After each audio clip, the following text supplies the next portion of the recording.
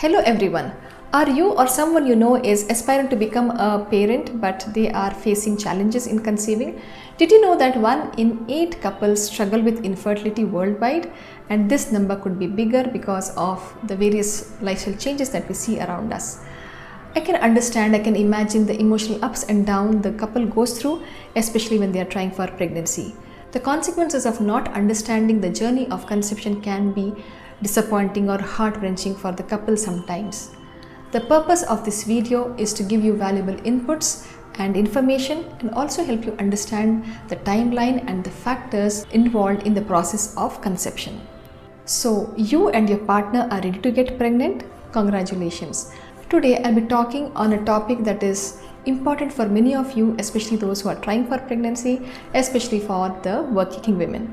Working women are juggling between their careers, their personal life, their aspirations. They might be having their own dreams, their ambitions, and amongst all, one of the dream that is deep-seated in her heart is to become a mother. So for a woman who is busy in her career, one of the commonest doubt that comes in her mind is, can trying to conceive once or twice in a month result into pregnancy? Can having intercourse once or twice only in a month result into conception? Well, the answer is not a simple yes or a simple no. It's a little tricky. Let me explain you the science behind this. That is the basics of menstrual cycle, the timing of the ovulation and the frequency of intercourse. For most couple, becoming pregnant is like having intercourse around the time of ovulation because that's the most fertile days. Most women also consider day 14 to be the ovulation day in universally all women, but this is not so. Ovulation typically happens 14 days before the next expected menses, and this is quite consistent from person to person, especially when the cycles are ranging between 21 days to 35 days. The easiest and the simplest way to calculate the ovulation is by tracking the menstrual cycle. Now let's understand how to count the menstrual cycle. Menstrual cycle begins from first day of the menses to the first day of your next menses, and this could be varying from 21 days to 35 days. Now for determining the most fertile days, we will have to do a little bit of math. If your cycles are occurring once in 21 days, then your ovulation is happening somewhere around day 7, that is 21 minus 14 is equal to 7. If your cycles are a little longer, say once in 35 days, then the ovulation might be happening somewhere around day 21. And if the cycles are once in 26 days to 28 days, then the ovulation is happening between day 12 to day 14 of that particular cycle. Now you can understand that day 14 is not always the ovulation day in all the women.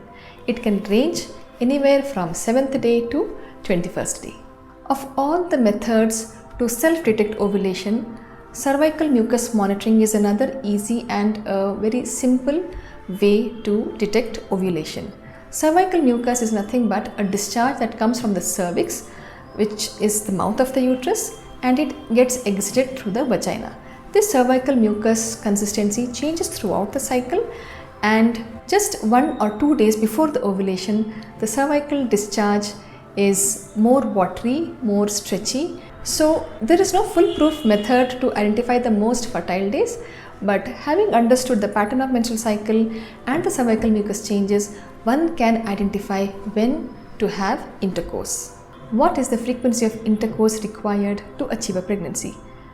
Most couples who are trying to get pregnant believe that it is that one moment where one has to have sex. In fact, the window of fertility is a little longer. It's up to 6 days.